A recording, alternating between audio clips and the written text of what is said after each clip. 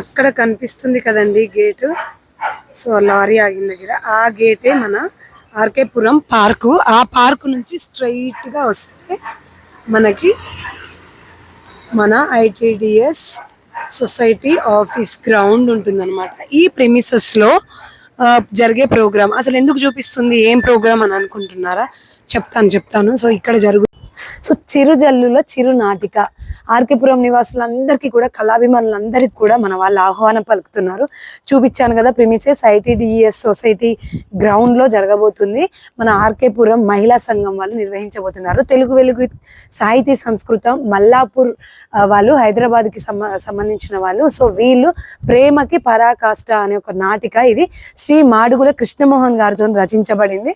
ఎంతో మంది ప్రముఖ నాటక రచయితలు, దర్శకులు ఇక్కడికి విచ్చేస్తున్నారు. నాటకాభిమానులందరినీ కూడా హృదయపూర్వకంగా ఆహ్వానిస్తున్నాము అని చెప్పారు.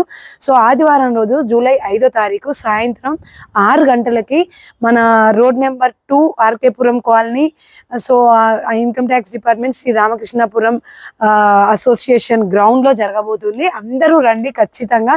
నేను అడ్రస్ చూపించాను కదా. ప్రేమకి పరాకాష్ట, హృదయాన్ని హత్తుకునే సన్నివేశాలు, మానవత్వ విలువలని, ప్రేమని, స్వార్థం, అపోహలు జీవితంలో ఎంతవరకు ఉండాలి, ఏంటి అసలు ప్రేమ అంటే ఏంటి, భావోద్వేగాలకు అద్దం పట్టే సంభాషణలు, సహజమైన పాత్రలు, ఉత్కంఠమైన కథనం, ఆలోచింపజేసే ముగింపుతో ప్రతి క్షణం ప్రతి ఒక్క మనసుని తాకే ఈ మన నాటికని వీక్షించడానికి ప్రతి ఒక్కరూ రండి, కుటుంబ సమేతంగా రండి. ఎందుకంటే ఈ రోజుల్లో చిన్నపిల్లలకి ఇలాంటి నాటకాలు చూసే ఛాన్స్ కానీ లేదంటే వాళ్ళకి మనం ఏ విధంగా చెప్పాలి అనేది మనకి ఇలాంటి నాటకాల ద్వారా కనుక చెప్తే వాళ్ళకి తొందరగా మైండ్లోకి ఎక్కుతుంది, చాలా బాగా అర్థం చేసుకుంటారు కూడా. సో మనకి చిన్నప్పుడు అంటే మేమైతే ఊర్లో పెరిగాం కాబట్టి మాకు చిన్నప్పుడు నాటికలు వేయడము, లేదంటే ఏమంటారు సర్కస్ వాళ్ళు వచ్చి సర్కస్ ఆటలు, కథలు చెప్పడము, దేవుడి కథలు, ఎల్లమ్మ కథలని, మల్లన్న కథలని,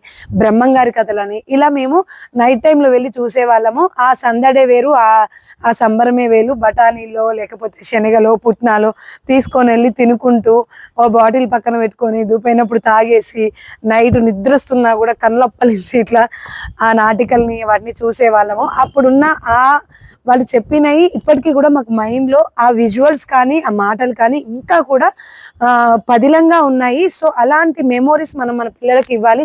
ఇప్పుడు ఏముంది, పిల్లలకి చదువులు లేదంటే ఆర్టిఫిషియల్ గేమ్లు, టీవీలు ఇవే ఉన్నాయి.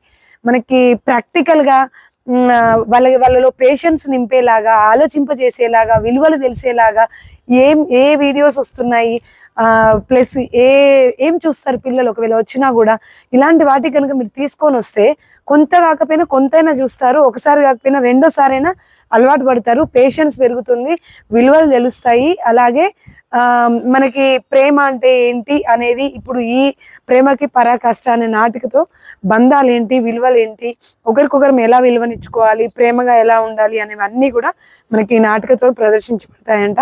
సో అందరూ కూడా వచ్చేసేయండి తొందరగా. మీ ఫ్యామిలీని తీసుకొని రండి. హ్యాపీగా ఈవినింగ్ 6 o'clockకి స్టార్ట్ అవుతుంది.